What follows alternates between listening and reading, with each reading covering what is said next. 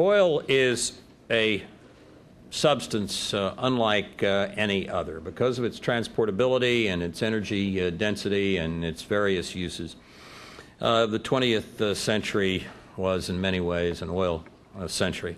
And we have become particularly locked into it for transportation. 97% of our transportation needs are met by oil, although we've radically reduced the amount of oil that we use for electricity generation down from 20+% to 2% of our electricity now comes from oil. It's still used for heating and home heating in some parts of the country, industrial uses.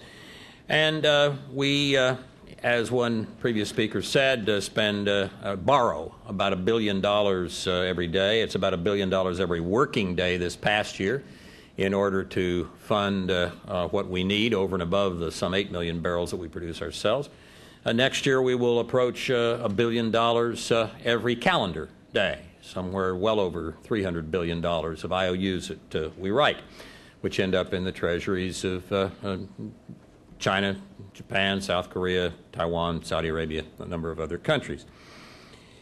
That $250 billion last year was not just money.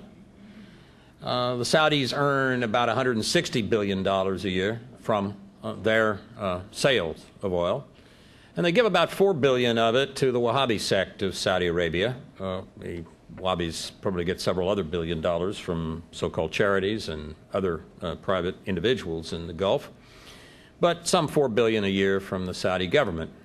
That goes for setting up the Wahhabis' undertakings, such as madrasas in Pakistan that teach hatred of Shiite Muslims, Sufi Muslims, Jews, Christians, democracy, repression of women. Indeed, it is essentially the same ideology that binds al-Qaeda and the jihadis together. The only difference between what the Wahhabis teach and what al-Qaeda believes is the question of who's in charge. Al-Qaeda believes they should feel free to fly planes into buildings whenever they want.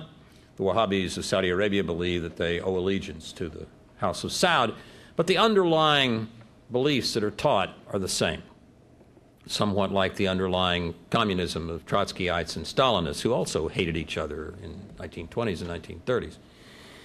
So when we borrow this $250 billion a year and send our IOUs abroad, we are engaging in strange conduct. This is the only war, this long-term war against terror or Islamic extremism, whatever you want to call it.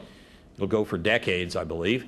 It's the only war that we have fought in American history, other than the Civil War, I suppose, in which we pay for both sides. This is not a good long-term strategy.